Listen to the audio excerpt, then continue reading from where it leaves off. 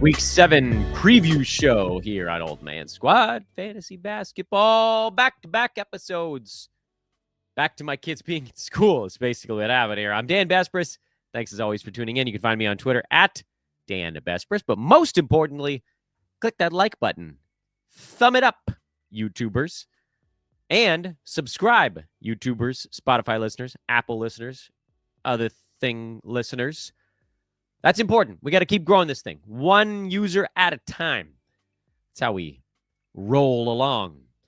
Today, in this second show of the day, it's weekly preview time. So let's dive straight into the injury report. This show is brought to you by FanDuel and the FanDuel Sportsbook. Almost screwed that up.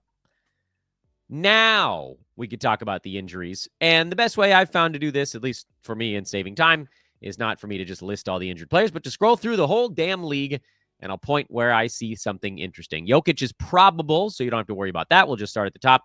Wemby's still out for we don't know exactly how long. Steph Curry out probably for the entire week. Walker Kessler out for the year. Trey Murphy has missed 2 games in a row, and this one's the crappy one. Really, of almost every name we're going to talk about, Trey Murphy's the hardest one because they've got Minnesota at home tomorrow, so we probably aren't getting any kind of update on him until tomorrow. And honest to goodness, I don't know what to tell you to do. He's number 22, so this is a guy that, like, under normal circumstances, if you thought you were going to get 2 games out of him, you should do it. But I have no idea how close Trey Murphy is to actually coming back. They go Tuesday, Thursday, Saturday this week. So if he misses 2 of those, you're dead. If he misses all 3, you're ultra dead. But if he misses none and you benched him, then you're going to be super pissed because he's a freaking second rounder that you then ended up benching. Unfortunately, my take on this type of stuff is usually I err on the side of caution. So I would probably bench Trey Murphy in a weekly league. I know. Giannis is probable, so let's keep going. Next page, Derek White missed the second half of a back-to-back, resting a sore calf. I don't know if this is more than that, but it's a 4-game week. So I am going to play him. Kristaps Porzingis is out. Drew Holiday is out. Anthony Davis is in. OG Anunoby is out. Jalen Duren is in. He's probable, so I think he's actually playing, and that one makes it easier. Isaiah Hartenstein is out. Alex Sarr, this is a weird one. He's already been ruled out for today. Washington has a really good schedule this week. There's a very real chance that Sarr ends up playing in the second half of the back-to-back tomorrow. However, it also kind of feels like this is a real injury because the Wizards have had one of the easiest schedules of anyone lately. They've had 2 games over their last 8 days. So it kind of feels like this is a real injury to Sarr, meaning if you're in a weekly league, you probably want to sit him down. Donovan Clingan missed the last one with illness. It sounds like he's probably going to be good by some point early or mid this week. So I would play Donovan Clingan. They have a 4-game week that starts tomorrow. Let's go to the next list of 25 names. Healthier board. Aaron Gordon, no. DeAndre Ayton. So it seemed like he hurt his knee in the Lakers game yesterday, but then he was apparently bouncing around the locker room after the game, laughing, yucking it up. Lakers got a very good iteration of DeAndre Ayton going right now. You can just go the mirror image mode. Lakers play tonight. They've got the back-to-back, second half of their back-to-back against Phoenix. If he's good enough to go today, he'll be good enough to go to the rest of the week. If he sits today, you probably sit him for the week. Lakers do have a 4-gamer, so you might end up missing out a little bit if he were to come back on Thursday. But again, you'd rather avoid taking zeros than accidentally miss out on 3 games of a top 75 center. A little bit more. Sabonis, no. Oubre, no. Thibault, who cares? Nemias Queta, he sat out seemingly. It was listed as a rest game for Boston on their back-to-back. They've got a 4-game week, but there is a back-to-back in there. So let's assume we're getting 3 games out of Queta. So I would start him in a weekly format. Jared Allen, no. He's out for a week with a broken finger. Sam Merrill, I honestly don't know what the hell's going on there, but he wasn't great enough to start anyway, so sit him. Duncan Robinson is one that I admit I don't fully understand exactly what the deal is with Duncan, but Miami's playing today, so we'll get an update by later on. If he's out against the Clippers, you bench him for the week. There's no reason you need 3 games that badly out of Duncan Robinson, especially when it could go down to 2. Daniel Gafford, he's basically lost his job anyway, so you can drop him. Kobe White got downgraded. He's another one of the sort of stop and let's talk for 20 seconds on him instead of 4 seconds, guys. He got upgraded to probable this morning and then got downgraded to doubtful about 2 hours later. It sounds like he's having some tightness in his other calf, along with the lingering after effects of the flu that knocked him out over the weekend, or cold, or whatever the hell it was. The sniffles. Call him the sniffles. So Kobe White, I think, has to stay on your bench.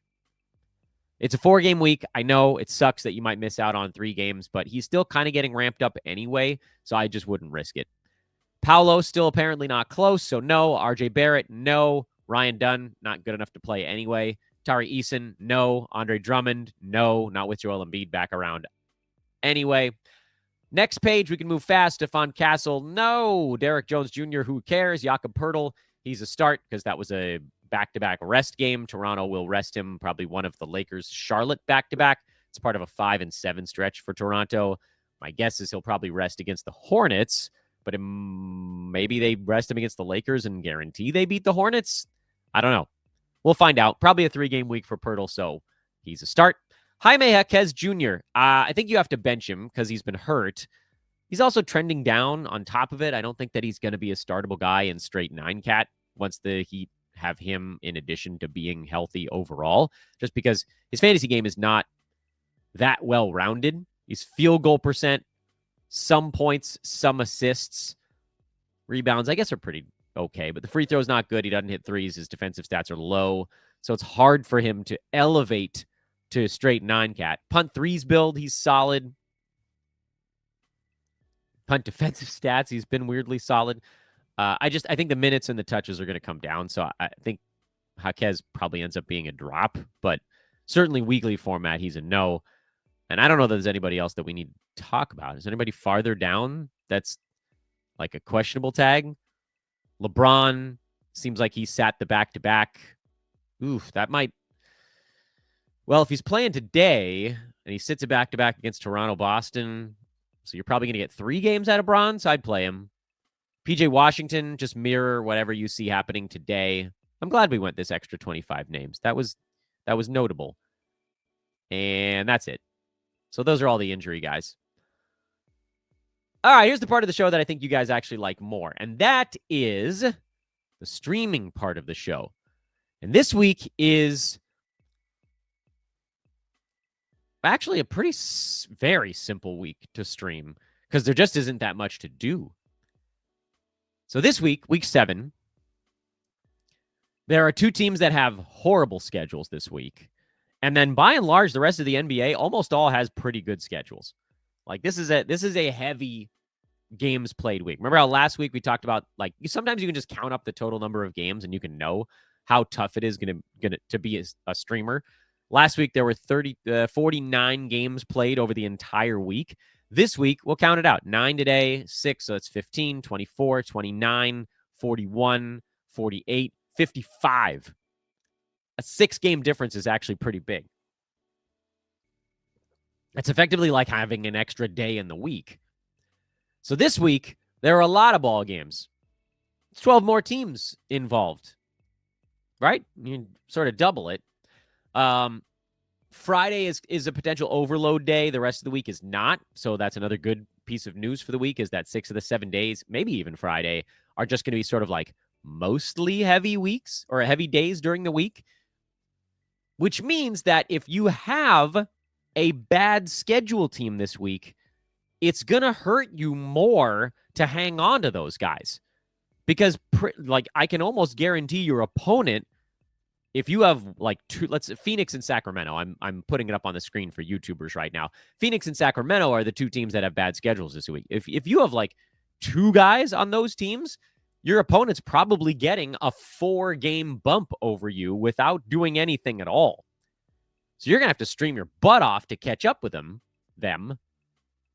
If you don't have any Phoenix or Sacramento players, congratulations. That's fantastic. I definitely do, because all season long, we've been mining in Phoenix for all these amazing little pieces of gold that have surfaced with Jalen Green, and then Grayson Allen was out for a little bit. Now, Phoenix plays today, so that actually makes their situation a little bit simpler. If you have a Phoenix stream level guy, you can hold on through Monday and then get the hell out, because the following week, week 8, the schedule isn't set really. Well, I guess it is now. Now that we have the results of the NBA Cup pool play games, the schedule gets pretty wonky first thing next week. So, like, we know who's playing. We know when, like, the Lakers and Spurs play together and the Suns and Thunder. Like, you're getting NBA Cup games. Those ones count, if I'm not mistaken. And then there are some NBA Cup games the following week, right? Week 9. Those are the ones that end up in Vegas. So, like, a lot of teams are going to get some games off. It's confusing as to who's playing when and what actually counts. We will talk about that when we get there.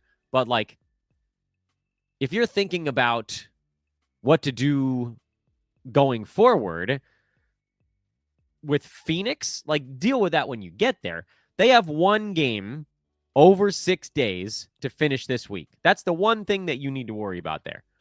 So if you have a Suns player, go ahead and enjoy them today against the Lakers, who are not playing a ton of defense right now. And then Friday is their only other game against the Rockets. So that could be a bad one anyway. And the trouble here is with head-to-head, like, I don't want to give up on Colin Gillespie. He's probably going to have a pretty good game against the Lakers, but you might have to one game over those 6 days. Royce O'Neal, you might have to move on in head-to-head because one game over 6 days is brutal. There are teams out there, I'm pretty sure, we can do a highlight drill and make sure that I'm going to get this right. Yeah, New York. Who else? Philadelphia, Portland, Toronto. Is that it? It was a quick glance. These teams have 4 games over that same stretch. It's the streamers' either nightmare or delight. You can use one roster move if you have, say, Royce O'Neal, which I have a lot of Royce O'Neals and a lot of Colin Gillespies on my team right now. You can pivot from Royce O'Neal to, I mean, Toronto's not a great team to look at. Portland, you could look at Chris Murray. New York has old Deuce McBride. Golden State actually has 4 in there. Moses Moody, Will Richard, Brandon Pajemski, Jonathan Kuminga. 3-game bump. You kind of have to. I hate that. That's another reason I hate head-to-head so much. But, like, if you sit on a guy who's playing one game over 6 days, you are saying, I don't care about this week. So Phoenix, you've got to move to one of these other teams, I think. Who did I say? Golden State, bunch of teams there you could look at, or a bunch of players. New York, I already mentioned. I don't know, Mitchell Robinson playing the back-to-back, but McBride is certainly the guy there. Philly, Dominic Barlow would be someone you could use. Jared McCain, someone you could use. Portland doesn't actually have that many. Portland's defense. Toronto, Jamal Shed, kind of the only one. Jacoby Walter, I guess, might fall into that range, but I don't know that I would. I can't bring myself to drop someone as good as the players on Phoenix for someone like that. But, like, what if you could still get Moses Moody? 4 games of Moses Moody with no Steph Curry. You're probably talking about close to 60 points. You're probably talking about 8 to 12 3-pointers. You're probably talking about somewhere between 5 and 8 steals. Not that many rebounds. 10 boards. I don't know. 8 assists. But, like, there's just no chance that Royce O'Neal can put that up in one game. None. 0. It's not close. This is week-changing decisions. And it sucks. Now, Roto, you can sit on these guys. That's why one of the reasons I love Roto. But this is a show for head-to-head players, a weekly preview show. Roto players, you guys don't give a crap. You're not even watching this show. And if you are, you're doing it just because you want to hear the sound of my voice, and I love you for it. By the way, if you want to hear more sounds of my voice, make sure you've subscribed to this show, however you're taking it in. Please just take a second and hit the like button and the subscribe button. YouTubers, Spotifyers, iTuners. Check out our friends over at FanDuel and the FanDuel Sportsbook if you want to get down on MVP odds. I haven't actually checked those in a couple of days. We'll do that. I'll look at those tomorrow, see if they've shifted at all. Thunder are 20-1. It's hard to move off of Shea, but Luka's been insane. Jokic has been insane. That's FanDuel. I'm not even going to hit you with the Patreon or the YouTube membership stuff on today's show. I want to get through this one as fast as humanly possible. You guys know the drill on that. It's 99 cents. If you have it, consider it. Thanks a bunch. Follow on Twitter at Dan Vespers. Again, the big thing is like, rate, and subscribe. That's how we can continue to grow this thing. The other team with a bad schedule this week is Sacramento. Theirs is a little bit more complicated because they go Wednesday, Saturday, meaning you've got 2 days off, game, 2 days off, game.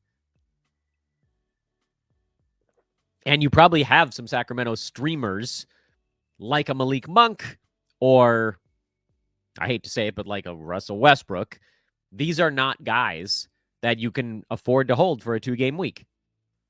And I know you guys are going to scream at me. Some of you watching the show are like, Dan, what are you talking about? Russ has been amazing. Intermittently, that's true. He's number 146 in 9-cat. Presumably, if you're a head-to-head player that's been dealing with Russell Westbrook, you're thinking about the last couple of weeks and what he's done with Domantas Sabonis out, where he's been hovering around the edge of the top 100 on 12 points, 8 boards, 7 assists, good steals, and horrific percentages. Enjoy the Russell Westbrook experience. Like, 2 games of him tanking your percentages is not worth whatever you might get in rebounds and assists. It's just not. Move on. Malik Monk, you might get a good scoring game. Move on.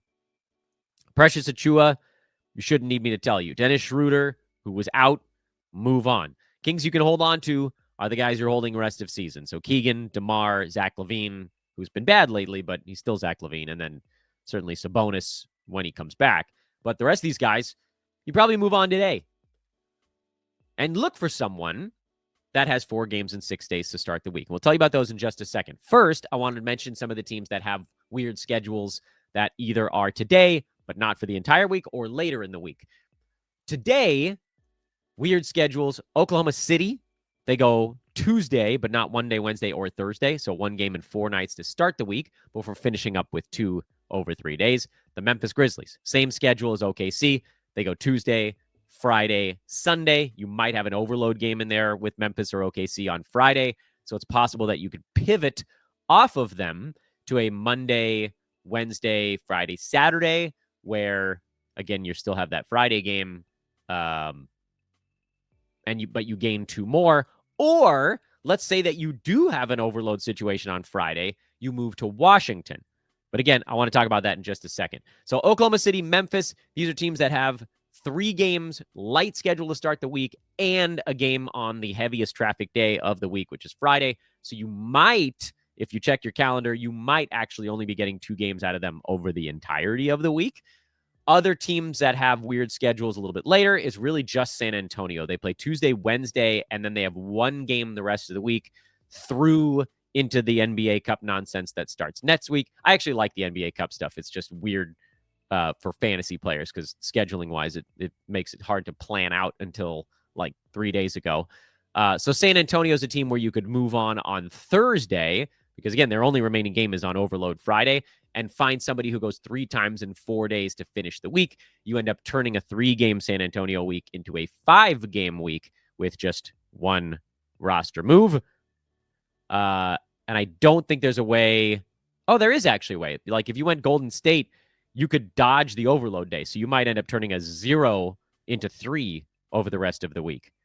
So that's something that we'll think about as the week goes on. Right now, just, again, put it in the back of your mind. If you have a Spurs streamer, which you probably do, like a Keldon Johnson, Julian Champagny, Harrison Barnes, Luke Cornett, hold them through their back-to-back, move on Thursday, preferably to someone on Philly or Golden State or Boston. Those are teams that, oh, no, excuse me, flip that around. Golden State is the one because they have the weekend back-to-back, which is more helpful because then it dodges Friday. But there are a bunch of teams that go 3 times in 4 nights to start the week. Let's talk about the teams that have good schedules starting now.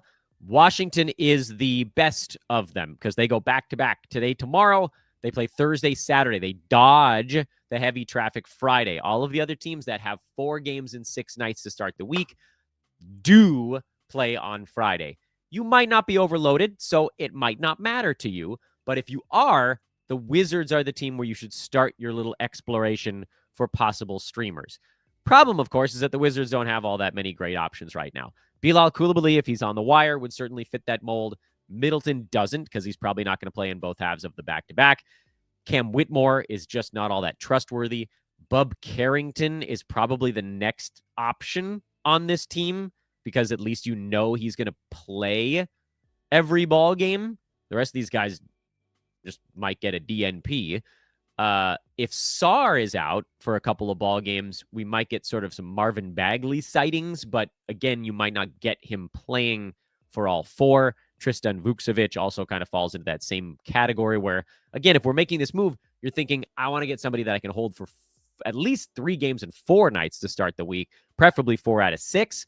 But like, if Sarr comes back, then you end up having a deuce of a game out of Bagley. But he's a guy to think about. Like, we know Sarr's out for this one. It seems like he's probably hurt, so you might actually get a Bagley back-to-back. So that's who you're looking at if you're looking at the Wizards. If you want to go a different direction, and there are a bunch more options here, Atlanta is a team that has 4 games in 6 days to start the week. But again, they have the Friday mixed in there, so you might not be gaining as many ball games. But again, you could roll with Vit Krejci or Zachary Risacher. These are the guys that fall into the stream zone for the Atlanta Hawks. The Cavaliers are a team that goes 4 times in 6 days. Guys that fall in the stream zone for the Cavs, Jalen Tyson, who's actually even maybe a little bit better than that. That's probably it. Not many options for the Cavaliers. The Mavericks, Ryan Nembhard probably falls into that department, especially with Brandon Williams questionable for this ball game. Believe it or not, Klay Thompson probably falls into that category. Najee Marshall is a guy you should be picking up, especially if PJ Washington gets ruled out. So these are all possibilities for 4 games in 6 days for Dallas. Detroit, they're not heavy on fringe players because Tobias is probably rostered, although to me, he is more of a fringe guy. I guess Karis LeVert would fall into the fringe department. Isaiah Stewart might be rostered, but he could fall into the fringe department. You get the drift. There's honestly too many teams to do this on. Houston, the Clippers, Miami, Milwaukee, like all of these teams have that. Did I forget to highlight the Clippers? Yeah, I didn't highlight the Clippers in the same color as the other ones. Can I do it now? What color did I use? Second down from the top in green? What are you doing, Dan? You're never going to remember that. So anyway, the list goes on and on. Rockets have a few guys you could throw in there. Clippers have a couple guys you could throw in there. These are all Miami, Milwaukee, AJ Green, the name that pops up when you think about the Bucks. Kuz pops up when you think about the Bucks. Miami, nobody. Now that they're healthy, it's kind of nobody. But anyway, the point is, you've got choices. I want to go back to full screen mode. You've got choices if you're pivoting off of one of these teams that has a poor schedule to start the week, which would be Sacramento, Oklahoma City, or Memphis. Different names are going to emerge as the week goes. I hope that gives you a little bit of a guidebook on how to roll through the week. If you have just a 3 or a 4 gamer this week, you can probably just sit on them. There are lots of spots where teams have 2 days off, but it's like, to me, it's not really worth it. Like the Lakers are off Tuesday, Wednesday, but then they've got 3 and 4 to end the week. So save your moves for more pivotal spots. Make sure to get off of a team like Phoenix after Monday. Sacramento, you should be abandoning ship today. OKC, Memphis, if you wanted to hold through Tuesday, I guess you could, but I think it's probably worthwhile. If you have someone on those teams that's just kind of fringy, move to someone that's fringy with a better schedule. And load up. Each game is not as important on an ultra busy week, but it also means that if you have a bunch of Suns or Kings, that means your opponent probably doesn't. So that also means that you need to move off of those guys. That, I believe, is your weekly preview show. We'll talk a little bit more about it on Twitter. Yeah, should be good. We'll do, little quick hitters over there. But the big stuff here is this one. Thanks for watching, everybody. Like, rate, subscribe on the way out. Again, subscribe, I say. Subscribe on the way out. Find me on Twitter at Dan Besbris. We'll do a lot of stuff over there. I mean, that's not schedule related, so you guys know the drill at this point. And if you've got 99 cents, think about it. Think about becoming a member. I'll keep everything free. Everyone else will love you for it.